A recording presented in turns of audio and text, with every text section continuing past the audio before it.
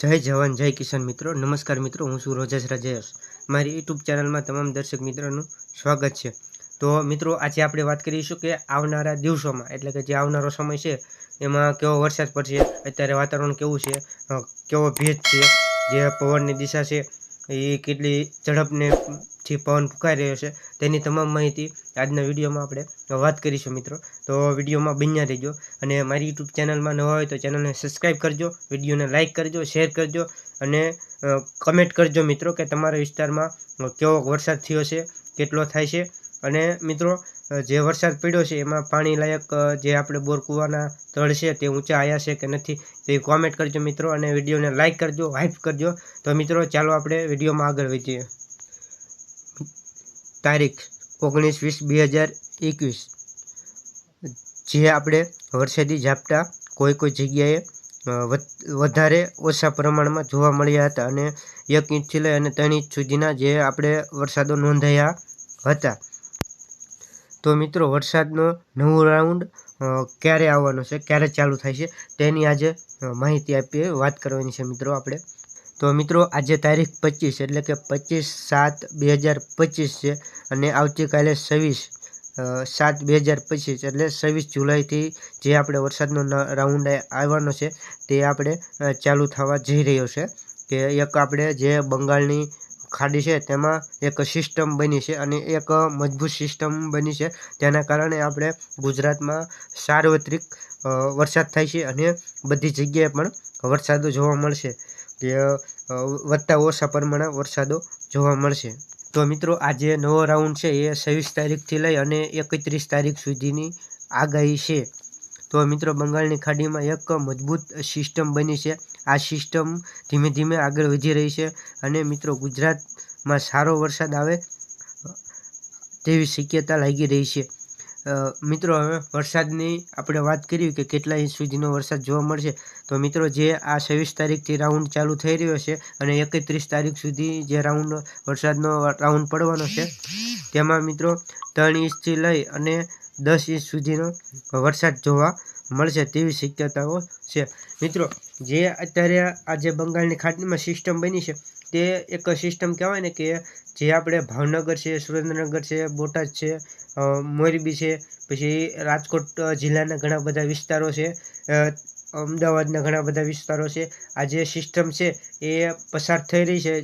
જ્યારે બંગાળની ખાડીમાંથી સિસ્ટમ નીકળી છે, વરસાદી સિસ્ટમ બની છે, ત્યારે કહેવાય ને કે જે આ જિલ્લા છે તેમાં ખૂબ વધારે વરસાદ પડ્યો છે। તો અત્યારે મિત્રો આવું જ થવાનું છે કે સુરનગર, રાજકોટ, મોરબી છે, ભાવનગર છે, બોટાદ છે વગેરે જિલ્લાઓમાં ખૂબ સારા વરસાદો જોવા મળશે તેવી એક શક્યતા છે।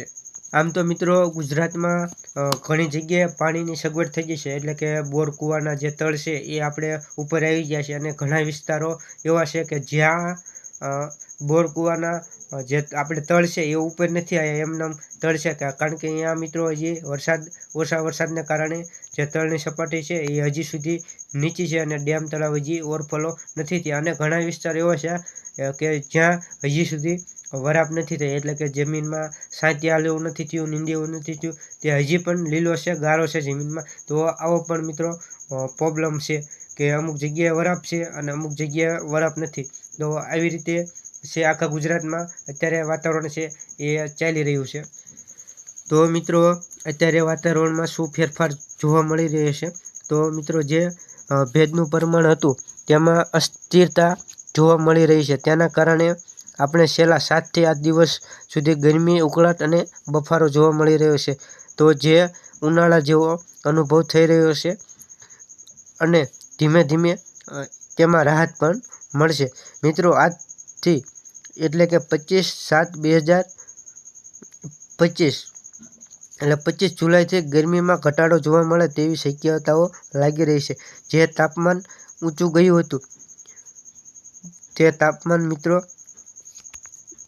જાણો છો બધા મિત્રો, જે આપણે 12 જુલાઈથી લઈ અને જે તાપમાન ઊંચું ગયું છે એ તો બધા જાણતા જ 12 થી 20 તારીખ સુધી ઊંચું તાપમાન રહ્યું હતું કે જે આપણે 8 દિવસનો જે સમયગાળો છે એ હવે પૂરો થતો જશે અને જે 30 ડિગ્રી સુધી તાપમાન પહોંચી ગયું હતું, એટલે કે ખૂબ ગરમી જોવા મળી રહી છે। તો જુલાઈ મહિનામાં આવું મિત્રો ક્યારે નથી બન્યું, કારણ કે જુલાઈ મહિનામાં જે તાપમાન છે ને એ એકદમ નીચું રહેતું હોય છે, અને આ વર્ષે 2025માં તાપમાન જુલાઈ મહિનાનું ઊંચું રહી ગયું.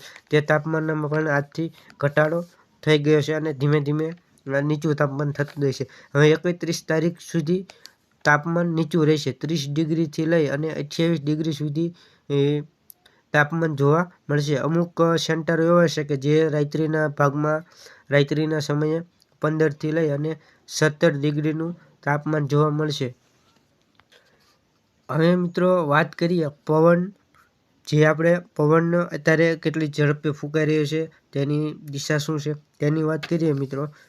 આવનારો સમય છે, એટલે કે જે આપણે 26-27 તારીખ છે, તેમાં પવનની જે સ્પીડમાં વધારો થાય છે તેવી શક્યતાઓ છે. અત્યારે પવનની સ્પીડ નોર્મલ છે, એટલે કે 14થી લઈ અને 19 કિમી પ્રતિ કલાક જોવા મળી રહ્યો છે. તો મિત્રો આ હતી આપણે જે વાતાવરણમાં થતો પલટો, પવન વિશેની માહિતી, વરસાદ વિશેની માહિતી અને તાપમાન વિશેની માહિતી. હવે મિત્રો કહેવાય ને કે જે આપણે આ જુલાઈ મહિનામાં પણ અત્યારે પૂરો થવાનો એન્ડ છે, અને વરસાદ એ છેલ્લા મહિનામાં એન્ડમાં ખૂબ સારો વરસાદ પડવાનો છે, અને ઓગસ્ટમાં પણ વરસાદ પડવાનો છે, અને સપ્ટેમ્બર મહિનામાં પણ વરસાદ પડશે તેવી મિત્રો પૂરેપૂરી શક્યતાઓ છે. એટલે કોઈ ખેડૂત મિત્રોએ મૂંઝાવવું નહીં, અને અમુક હજી ખેડૂત મિત્રોને સાચી નથી આવેલા, નિંદામણ નથી, એટલે ઘણા બધા ખેતીના પણ કામ બાકી છે.